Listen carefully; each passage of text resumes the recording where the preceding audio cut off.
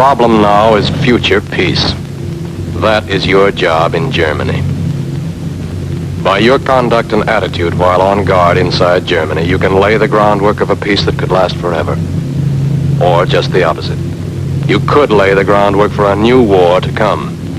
And just as American soldiers had to do this job 26 years ago, so other American soldiers, your sons, might have to do it again another 20-odd years from now. Germany today appears to be beaten. Hitler, out. Swastikas, gone.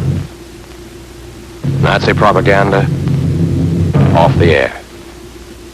Concentration camps, empty. You'll see ruins. You'll see flowers. You'll see some mighty pretty scenery. Don't let it fool you. You are in enemy country. Be alert, suspicious of everyone. Take no chances. You are up against something more than tourist scenery. You are up against German history. It isn't good. This book was written chapter by chapter, not by one man, not by one Führer. It was written by the German people. Chapter 1. The Führer, Bismarck. The title, Blood and Iron. The armies, German. Under the Prussian Bismarck, the German Empire was built. The German states combined, serving notice to all that their religion was iron, that their God was blood. Bismarck's German Empire built itself by war, at the expense of Denmark, Austria, and France, and became in 1871 the mightiest military power in all Europe. Enough conquest for a while. Time out to digest it. Europe relaxes. The danger's over. Nice country, Germany. Tender people, the Germans. And very sweet music indeed.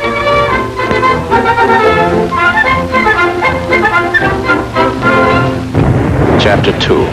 A new Führer. Kaiser Wilhelm. New title. Deutschland über alles. Germany over all. And the same tender German people that smacked us with their World War I against Serbia, Russia, France, Belgium,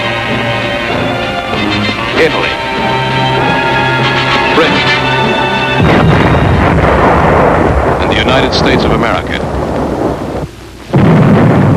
It took all of us to do it, but we finally knocked that Führer out, defeated the German armies.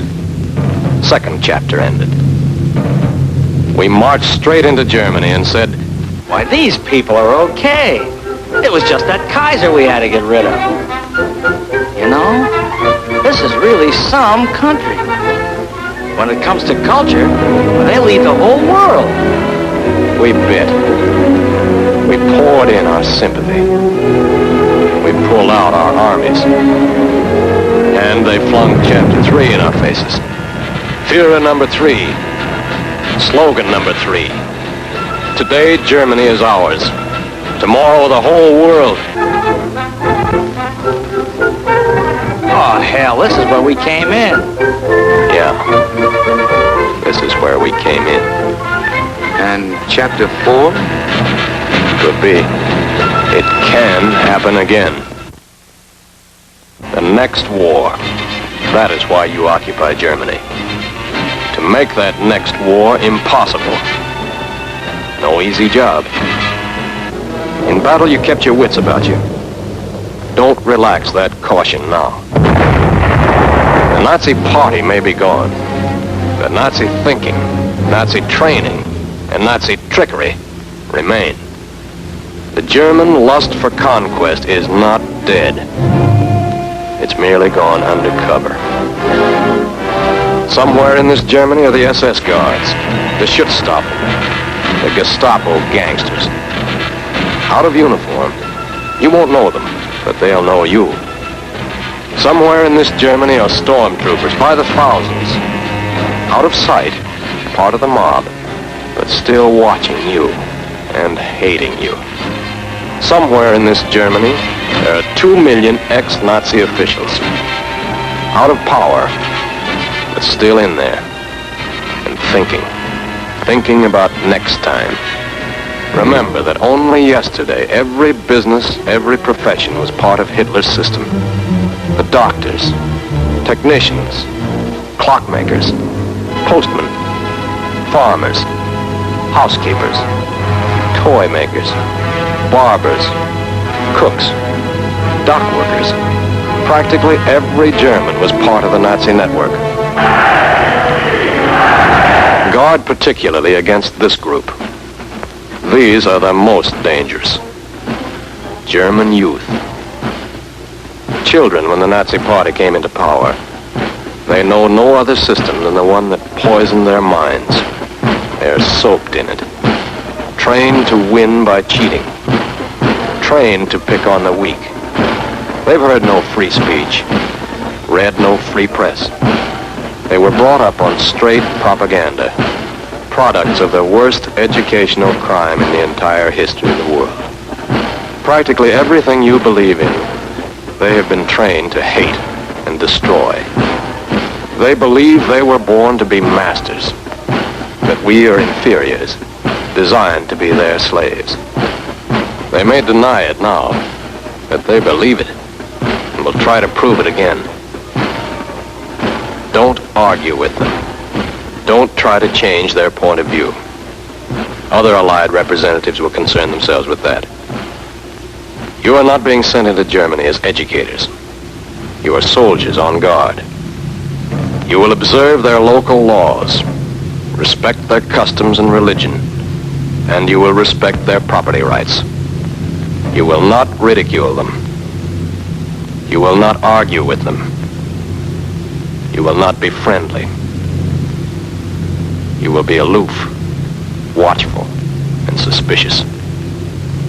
Every German is a potential source of trouble. Therefore, there must be no fraternization with any of the German people. Fraternization means making friends. The German people are not our friends. You will not associate with German men, women, or children. You will not associate with them on familiar terms, either in public or in private. You will not visit in their homes, nor will you ever take them into your confidence. However friendly, however sorry, however sick of the Nazi Party they may seem, they cannot come back into the civilized fold just by sticking out their hand and saying, "I'm sorry." Don't clasp that hand. It's not the kind of a hand you can clasp in friendship. But there are millions of Germans. Some of those guys must be okay. Perhaps. But which ones? Just one mistake may cost you your life. Trust none of them. Someday, the German people might be cured of their disease. The super race disease. The world conquest disease. But they must prove that they have been cured, beyond the shadow of a doubt, before they ever again are allowed to take their place among respectable nations. Until that day, we stand guard.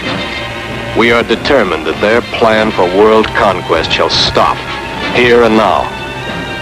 We are determined that they shall never again use peaceful industries for warlike purposes. We are determined that the vicious German cycle of war, phony peace, war, phony peace, war, phony peace, shall once and for all time come to an end. That is your job in Germany.